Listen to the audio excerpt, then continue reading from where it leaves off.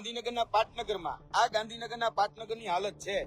તમે જોઈ શકો છો આ ગાંધીના ગુજરાત, આ સરદારનું ગુજરાત અને આ સરદારના ગુજરાતના પાટનગર ગાંધીનગર અને ગાંધીનગરમાં અત્યારે બેફામ આ દારૂના વેપલા ચાલે છે. મતદાનના દિવસ પહેલાની જે રાત હોય એટલે જે આગલી રાત હોય અને કતલની રાત કહેવામાં આવે છે. એ દિવસે ઘણા બધા ખેલ થતા હોય છે અને આગલી રાતે જે થતું હોય છે એ બહુ જ ઇફેક્ટ કરે જે દિવસે મતદાન હોય અને એટલે જ એને કતલની રાત કહેવામાં આવતી હોય છે. ગઈકાલનો એક વિડીયો યુવરાજસિંહે એક લાઈવ કર્યું અને યુવરાજસિંહે લાઈવ કરી અને બતાવ્યું કે ગાંધીનગર પાટનગરમાં હું છું અને અહીંયા દારૂની રેલમછેલ છે. એક ગાડીનું એક્સિડન્ટ થાય છે, ગાડી ઊંધી પડેલી હોય છે અને ચારેય બાજુ દારૂની બોટલો પડી હોય છે અને એના કેન પડ્યા હોય છે. ગાંધીના ગુજરાતમાં દારૂ ક્યાંથી આવ્યું એ હંમેશા પ્રશ્ન રહેતો હોય છે અને ચૂંટણી ટાણે આટલું બધું દારૂ પકડાવવું એ બહુ જ સામાન્ય માનવામાં આવે છે, કારણ કે ચૂંટણી અને દારૂ ને ચવાણાને કંઈક લેવા દેવા છે એટલે તમામ પક્ષો એ લોકોને રીઝવવા માટે આ કરતા હોય છે. અને તમે વિચારો કે ગાંધીનગર સુધી એ દારૂ પહોંચ્યું કેવી રીતના.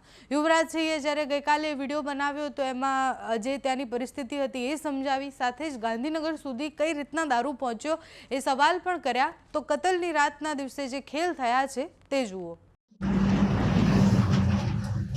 નમસ્કાર મિત્રો, જય હિન્દ, જય ભારત. હું યુવરાજસિંહ જાડેજા.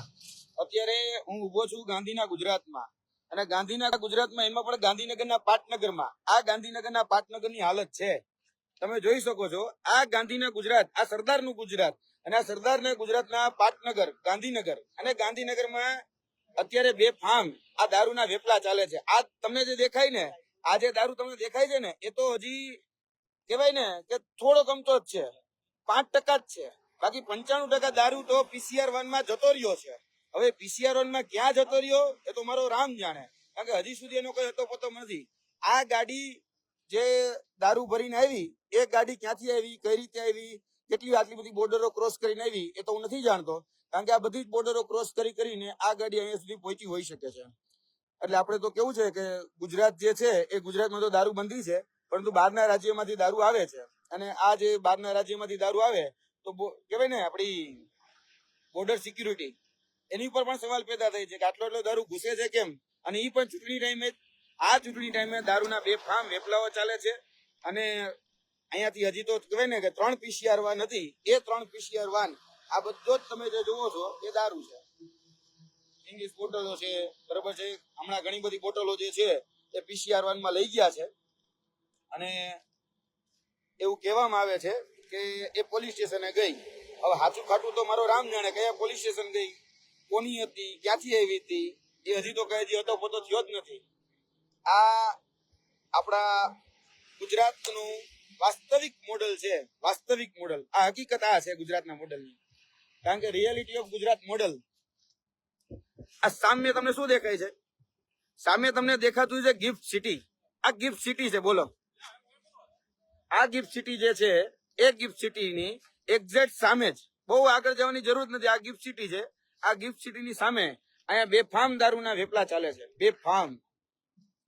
અને મેન હાઈવે ઉપર છે અને એમાં પણ કોઈની પ્રાઇવેટ ગાડી છે, એની પ્રાઇવેટ ગાડી આ જયારે ઠોકાણી કે અથવા તો કહી શકાય એક્સિડન્ટ થયું ત્યારે આ વસ્તુ સામે આવી છે. બાકી આ વસ્તુ સામે નથી હોતી. આ તો કહેવાય ને કે પોલીસ તંત્ર હોય, વહીવટી તંત્ર હોય, એની રહેમરા નીચે જ આ બધું ચાલે છે. આ બેફામ દારૂના વેપલા એ ગુજરાતના વાસ્તવિક મોડલ છે. આ ગુજરાતનું વાસ્તવિક મોડલ છે. આ તમે જોઈ શકો છો, અલગ અલગ બ્રાન્ડનું અલગ અલગ દારૂ એ અહીંયા સુધી પહોંચ્યો છે. બેફામ વાસ મારી રહ્યું છે. આ કહેવાય તો કહેવાય ને જરા ગમતું જ છે. બાકી આનો 95% માલ જે છે, 95% માલ એ પોલીસ એની જોડે લઈ ગઈ છે. હવે જોડે ક્યાં લઈ ગઈ છે એ મારો રામ જાણે, એ મને ખબર નથી. અહીંયા જે બિચારા કહી શકાય કે પોલીસ જે મિત્રો બીજા ઉભા છે, એ પોલીસ મિત્રો એવું કહી રહ્યા છે કે આ જે માલ છે એ માલનો અડધો માલ PCR માં અમે મોકલી દીધો છે. હવે ક્યાં મોકલ્યો છે એ અમને નથી ખબર. વાસ્તવિક રીતે જોવા જઈએ તો હમણાં જ અમારી સામે એનો વિડીયો પણ હું તમને થોડી વારમાં અપલોડ કરું છું. અમારી સામે જ એક્ટિવાની અંદર 2 પોલીસ, અને આમ તો મેં પૂછ્યું એટલે એને કીધું કે અમે પોલીસ નથી, અમે તો હોમગાર્ડ છીએ. એ હોમગાર્ડના માણસો એ દારૂ લઈ ગયા. બરાબર, અમે પૂછ્યું તમે શું લઈ જાઓ છો? તો કાંઈ નહીં, તો અમારો માલ સામાન છે એમ કર્યું. પછી અમે કીધું કે આ બેગ ખોલો, એટલે અમે એની સામે વિડીયો ચાલુ રાખીને જયારે બેગ ખોલાવી ત્યારે એની અંદરથી પણ દારૂ નીકળ્યો. હવે દારૂનો વેપલો કોણ કરે છે એ તો હવે તમે સમજી શકો છો. કે દારૂનો વેપાર કોણ કરતું હશે? ક્યાંક ને ક્યાંક આ બેફામ જે દારૂના વેપલા ચાલે છે એમાં ઘણા લોકોના જીવ જાય છે. અહીંયા કદાચ આ ગાડીની અંદર તમને જે દેખાય છે, આ ગાડી જે ચલાવતા હશે કદાચ એ બચ્યા હશે કે નહીં બચ્યા હોય એવું નથી જાણતો. ભગવાન એમને સ્વસ્થ રાખે, તંદુરસ્ત રાખે. પરંતુ આપણા ગુજરાતને જે બરબાદ કરે છે, ગુજરાતના યુવા ધનને જે બરબાદ કરે છે, આ આપણા ગુજરાતની મોડલની નરી વાસ્તવિકતા છે.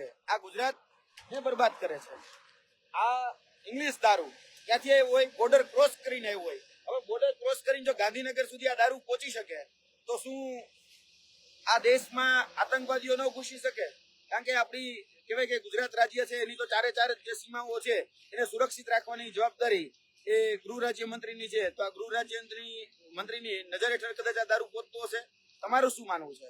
કારણ કે અહીંયા જે દારૂના બેફામ અત્યારે તમે જોઈ શકો છો કે જે અત્યારે આ ટીમ પડ્યા છે, કોઈ જગ્યાએ બોટલ તૂટી ગઈ છે, કોઈ જગ્યાએ કહી શકાય કે બોક્સ પડ્યા છે. હજી ઘણી બધા બોક્સ તો પોલીસ પીસીઆર માં લઈ ગઈ છે. લગભગ એવું કહેવામાં આવ્યું અમને કે 2 પીસીઆર ભરી અને જે મુદ્દામાલ હતો એ અમે પોલીસ સ્ટેશન લઈ ગયા, આવું કહેવામાં આવ્યું છે. પીસીઆર વાળને અમે એક જ જોઈ છે અને ડબોડા પોલીસ સ્ટેશને ગઈ. આ વિડીયો ચાલુ છે પેલા અમે એક પીસીઆર ને અમારી સામે જોઈ હતી.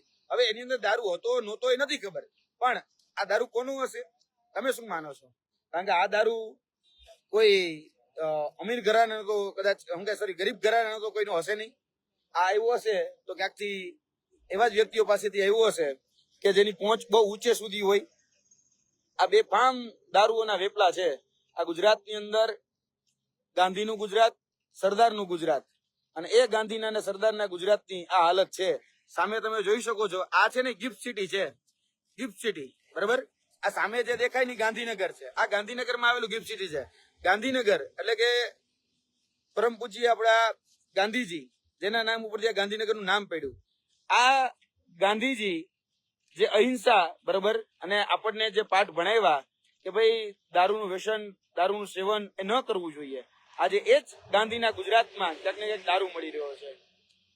હવે જોવાનું રહ્યું આની ઉપર કેવી તપાસ થાય છે, શું થાય છે. અને તમે બધા જ જાણો છો આ ચૂંટણીની આગળની રાત છે, એટલે કે કતલ કી રાત જેને આપણે કહેતા હોઈએ છીએ ત્યાં.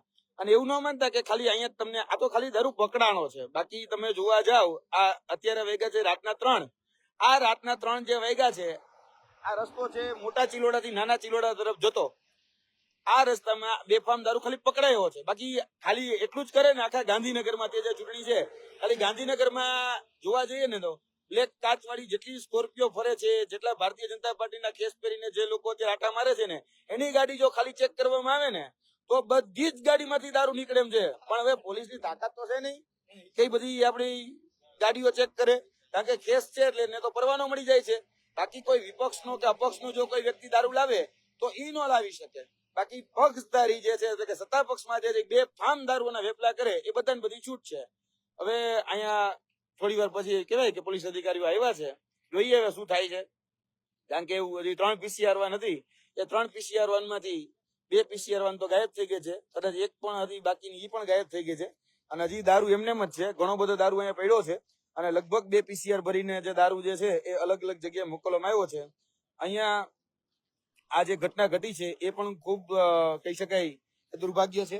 આ દુર્ભાગ્ય ઘટના એટલા માટે છે કેમ કે આ પણ તમને જે દેખાય છે એ દારૂ જ છે. આ બધી જ જગ્યાએ દારૂ ચપલા અત્યારે તમને જોવા મળતા હશે. આ જે બોટલો છે એ બોટલો બધી જ 8 PM સ્પેશિયલ. આપણે કોઈ પીતા નથી પણ આ જોઈ એટલે એમ થાય કે આ બધું શું છે. આખા રોડ ઉપર આ તમને જે દેખાય ને આ રોડ છે, આ મેઇન હાઈવે છે, ચિલોડ મોટા ચિલોડાથી નાના ચિલોડા તરફ જતો. આ જગ્યાએ તમને 8 PM ની બોટલો દેખાતી હશે. આ બધી જે છે એ ઇંગ્લિશ દારૂ છે. આ ઇંગ્લિશ દારૂની બોટલો છેડ સુધી બધા જ જગ્યાએ તમે જોવો ને તો આ બધી જ દારૂની લેલમ છેલ ચાલે છે. અને આ સામે ચાલે છે ગિફ્ટ સિટી છે, આ ગાંધીનગર છે. આ ગાંધીનગર અને ગિફ્ટ સિટી ઉપર આ દારૂની રેલમ છેલ ચાલે છે. આ અલગ અલગ છે કે આ બધા કઈક અલગ અલગ ડુપલા હોય કે શું હોય કે ખબર નહીં, પણ આ તો એટલે આમાં તો શું છે બધું ખાલી થઈ ગયું છે. ક્યાં કઈ રીતે ભરાણું એ તો મારો રામ જાણે. હવે પોલીસ કે છે કે અમે એને શોધીશું પણ કઈ રીતે શોધશે શું કરશે એ ખબર નહીં. હવે એટલે આ ગાંધીનું ગુજરાત અને સરદારનું ગુજરાતની ગુજરાત મોડલની આ વાસ્તવિકતા છે. આ છે ગુજરાત મોડલ આપણું, કે જે બેફામ દારૂના વેપલા ચાલે છે. આ દારૂ ગાડી પલટાણી ન હોત તો આ દારૂ જે જગ્યા જવાનો હતો ત્યાં પહોંચી ગયો હોત.